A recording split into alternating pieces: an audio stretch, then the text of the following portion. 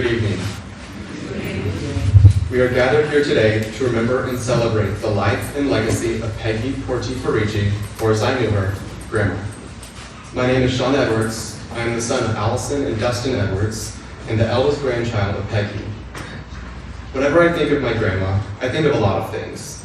I think of her kindness, her generosity, her love for birds, and the way she was always willing to give whatever she could to the people she loved. I think of her stories, her laughter, her voice, and the countless little moments that we shared. But there's one thing in particular that I always hear. Her beautiful voice singing the song she used to sing to me as a child, 500 miles. Lord, I'm 1, Lord, I'm 2, Lord, I'm 3, Lord, I'm 4. Lord, I'm 500 miles from my home. The edge of the observable universe is about 46.5 billion light years away, so it's safe to say that today, my grandmother is a little bit further away than 500 miles. But somehow, she's never felt closer, because the people who shape your heart never really leave it. They leave behind something distance can never take away. She left us love. My grandma was always present in every moment. I don't even remember her having a phone around us. If she did, she hardly ever used it. She gave people something that has become incredibly rare today, her complete attention. Some of my favorite memories are the little ones, line dancing together in her bathroom while the radio hummed along, her grabbing my thigh whenever I would half kneel during mass, patiently teaching me how to draw a swan, and of course, teaching me how to play chess. When we played chess, she wasn't just letting her grandson win or humoring a kid. She was really playing. She studied every move so carefully that I have more memories of begging, "Grandma, just make your move already," than I do of the games themselves. Her eyes would grow wide, she'd smile, and she'd say, "Would you hush, I'm thinking." Looking back, I realized she wasn't just thinking about her next move on the chessboard. She was always thinking about her next way to love someone. She lived so many lives in one lifetime. She was a wife, a mother, a grandmother, a sister, an aunt, a cousin, a friend, a nurse, a teacher, a healer, a cook, a seamstress, a birdwatcher, an artist, a singer, a dancer, a chess player, a volunteer, a business owner, a faithful Catholic, a mentor, and above all, someone who always showed up for anyone who needed her. She wore countless titles, but if I had to choose just one word to describe her, it would simply be this: love. Love was the reason she did everything. And even though dementia slowly took so much from her over the past 6 years, it never took away what she gave the rest of us. The love she poured into our family is still here.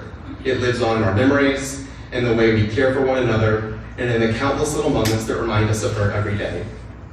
The universe may stretch farther than any of us can imagine, but my grandma is not hundreds of miles away. She's only as far as our next memory, our next act of kindness, our next game of chess, the next verse of a song, and our next visit from a blue jay, or our next prayer. And for that, I know she will truly never be gone. Finally, she's home. Thank you.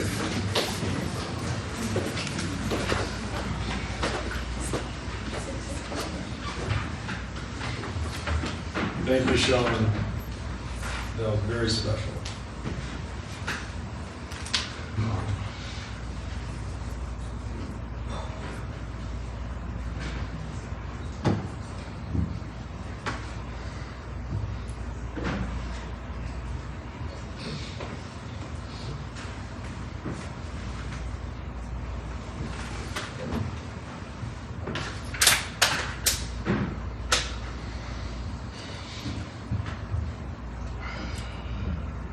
Thanks, Sean. That was awesome.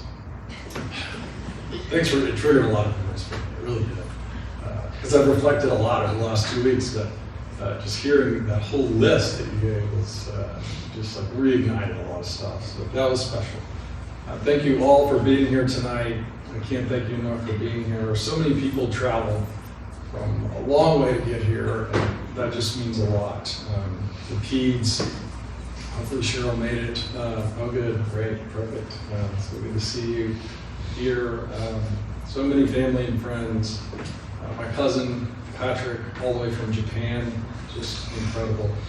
I know that it's hard to do that, and so thank you all for being here. Thank you to all the Macios for being here, Giglios, the Messinas, Torres and Parigis, and all the friends that are here. My mom.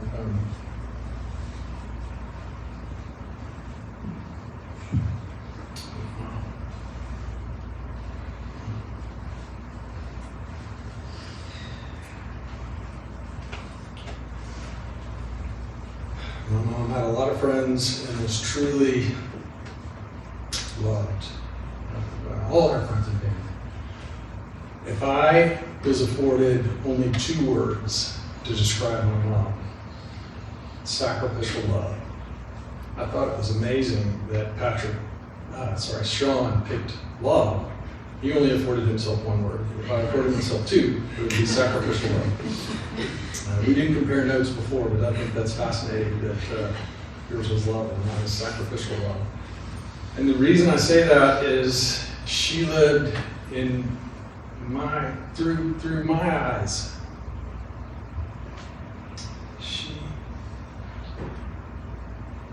She lived a life of sacrifice and love. Her mom died when she was 18, when my mom was 18. And that's not obviously a choice that you make, either one. But it set herself up for a lot of sacrifice that she ended up making throughout her life. She went to nursing school and moved to Virginia, and her dad fell ill. My granddad, he fell ill back in Beaumont, and so she, being I think she was the only sister at that time that wasn't married, and so she moved back to Beaumont and really sacrificed the opportunity in Virginia to come back and take care of my granddad. And she went on to continue nursing after he recovered, and she got married, and she resigned from nursing to take care of the 3 kids, me and Allison and Amy. And that's just a huge sacrifice.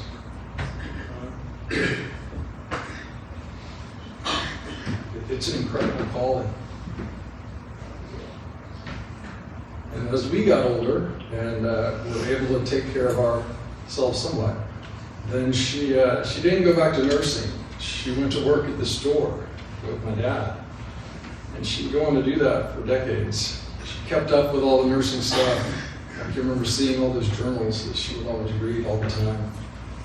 And so it was like having a live-in nurse, and she was. So we were well taken care of as kids anytime we got sick. She loved her family and friends, and she made so many sacrifices. She made great decisions too. A lot of those sacrifices she made, some of them the decisions, to this day I still don't know why or how she was able to make some of these decisions.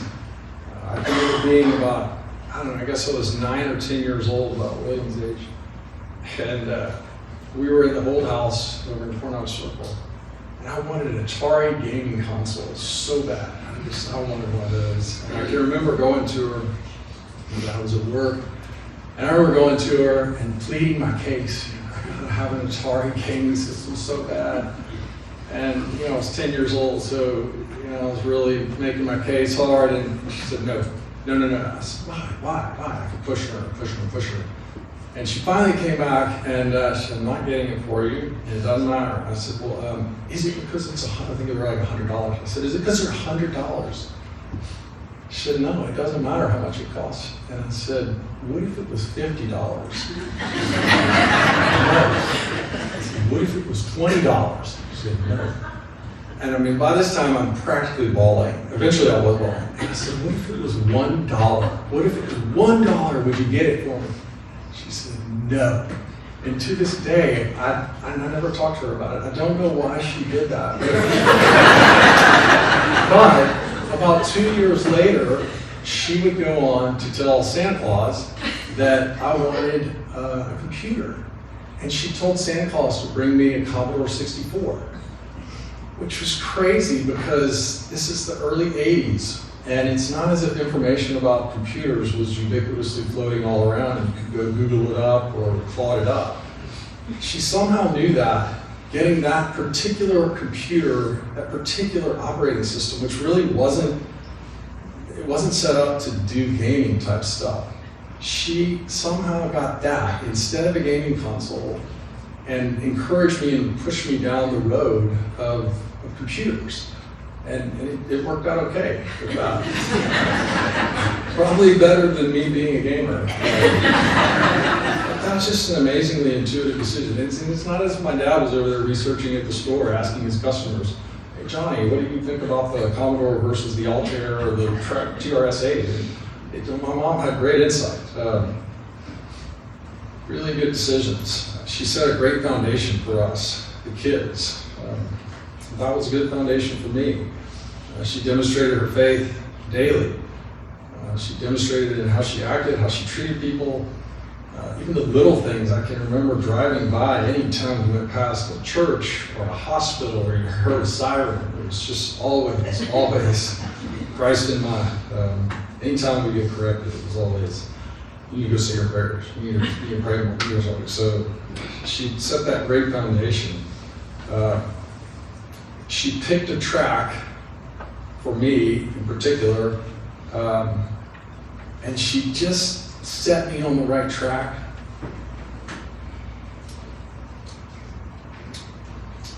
And I love her so much.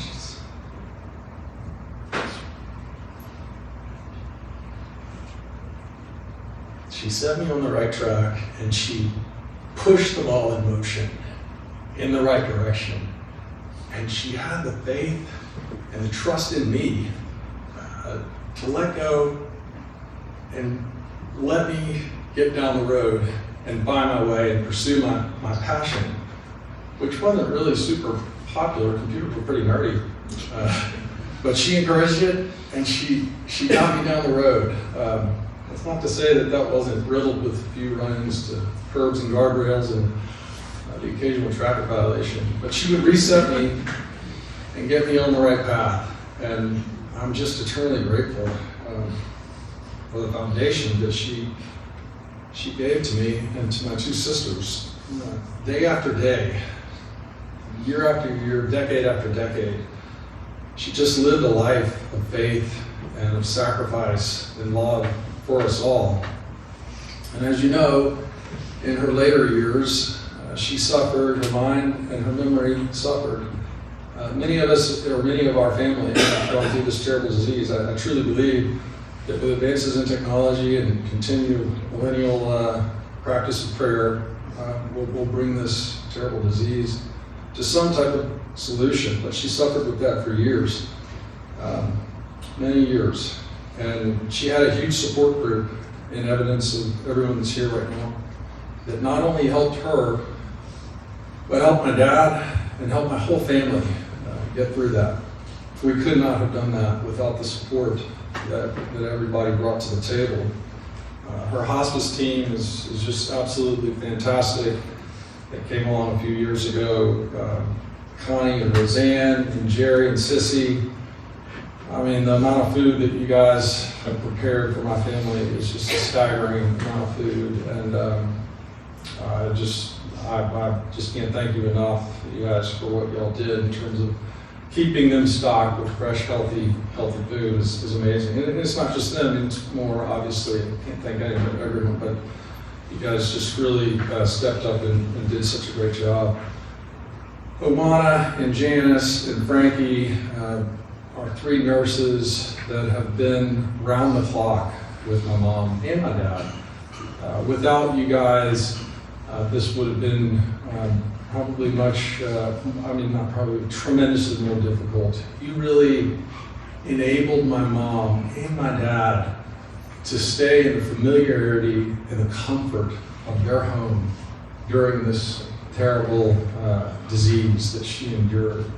But it's more than just them. You enabled my sisters and me and all of their family and friends to be able to come to their house instead of coming somewhere else that maybe they might not have got as many visitors. But that really, truly is a huge blessing that you guys brought to our family. It's just incredible to be able to have them there all the time in the comfort of their own house. My dad was her first caregiver, and you did a great job. Dad, you really were there for her when she needed it the most. You came through in just heroic ways and really sacrificed a lot of your own health and well-being in service to her. And I think that's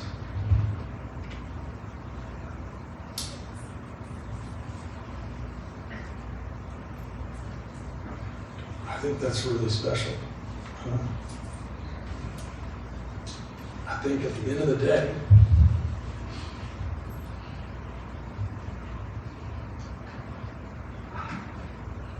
day, you as a husband are called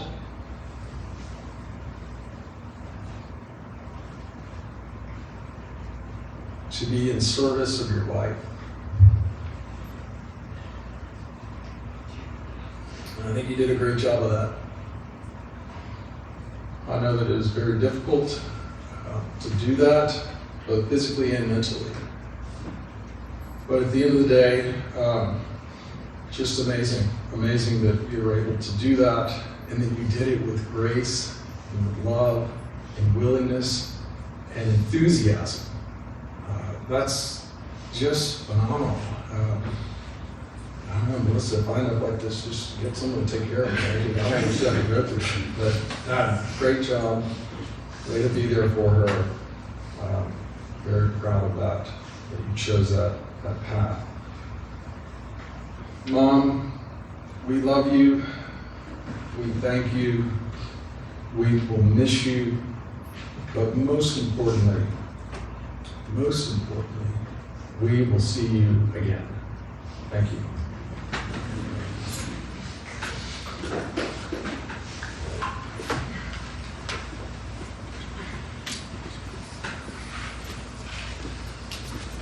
Thank you, Mr. Parigi. This now concludes our rosary service for Ms. Parigi. Please join us tomorrow morning for a Mass at Christian Burial of St. Jude at 10 o'clock. This time, I come forward and visit with the family to the end of the presentation. Thank you.